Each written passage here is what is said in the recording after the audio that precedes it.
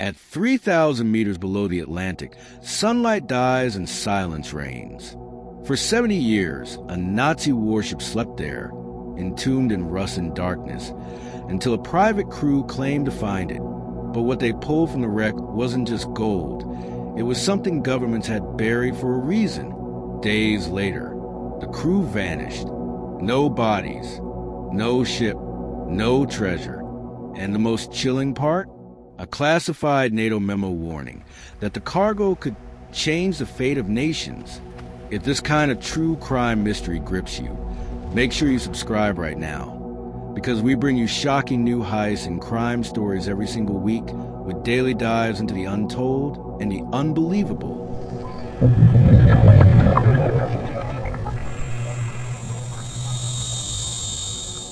It began with a whisper that slid through the dark corners of maritime chat rooms. They found it, the Valkyrie, and it's loaded. The company was called Aegir Maritime Solutions, a name so bland it barely existed online. Registered to a post office box in Gibraltar, fronted by a retired oceanographer with no real credentials. 7 crew members, each with a past they'd erased. Adrian Voss, ex-Navy salvage diver dishonorably discharged. Sofia Markovich, Russian marine archaeologist with ties to black market antiquities. Jules Harrington, tech prodigy who once hacked the UK Hydrographic Office. For others, ghosts and official records. They arrived quietly in Cadiz, Spain. No fanfare, no news coverage.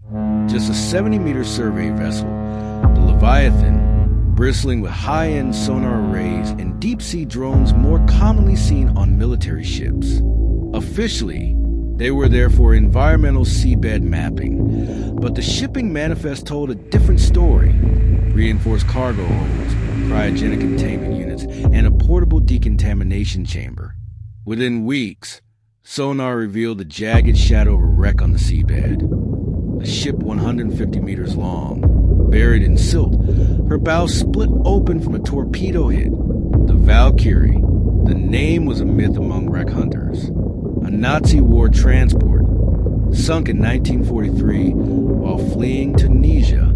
Official records claimed it carried munitions and canned food, but rumors persisted: gold, diamonds, priceless art, even cargo not meant for human hands. When the Leviathan's drones descended, their lights cut through the abyss. The cameras streamed back the truth. Crates, hundreds, stacked like tombs. Swastikas burned into the wood. Many cracked open, revealing gold bars stamped with the Reich Sadler. But there was more. In a sealed compartment, amid rusted steel, lay a glass containment tube the size of a coffin. Inside, perfectly preserved in a yellowish suspension, was a man, or something shaped like one. Sophia whispered, "It's not possible." The crew knew the law. Find treasure in Spanish waters, declare it, split the profits. But this? Adrian slammed his fist on the chart table. We go dark. No beacons. No comms. We take it all. Night after night, drones siphon crates into floating pods at surface miles away to be collected by unmarked speedboats. GPS records were wiped. Satellite imagery scrambled. But the glass tube was another problem. It was fragile, and the label on its base, Project Morgenrot, meant nothing to most of the crew. Only Jules found a reference buried deep in an old CIA archive. Biogenic warfare prototype. Status, lost at sea. Adrian didn't care. Gold was gold. But Sophia began asking questions. Too many. 2 weeks in, crew member Elias vanished. No fight, no note, just gone. Security cams showed him entering the cargo bay at 02:14, then static. Their undoing came from the sea itself. One pod carrying 14 gold bars broke the surface too close to shore. A Spanish fisherman caught on drone footage, posted online as Mystery Sea Chest. Within hours, maritime patrol boats were scanning the area. by the time they reached the coordinates. The Leviathan was gone. Interpol's red notices lit up screens in 14 countries.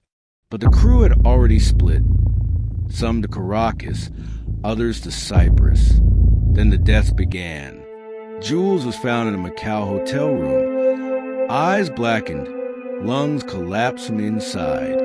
Sophia disappeared in Morocco. Her apartment stripped clean except for one note. The gold was the least dangerous thing on that ship.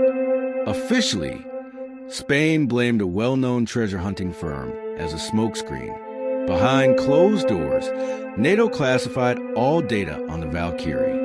But a leak from a Norwegian intelligence officer painted another picture.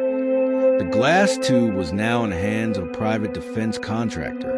The specimen inside was not dead when recovered. And then came the final rumor. 3 years after the heist, in a Zurich vault, a gold bar matching the Valkyrie's mint was tested. Inside its hollow core was a microfilm reel containing coordinates, not to another wreck, to something buried under the Antarctic ice. They called it the $1 billion Deep Sea Heist, but that was never the real crime. The gold was covered.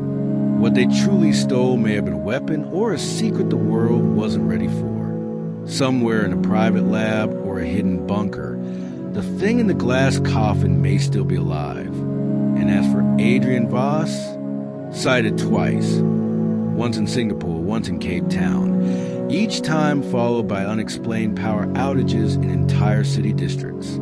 So the question is where the gold is. It's what else came up from the deep, and who will unleash it first?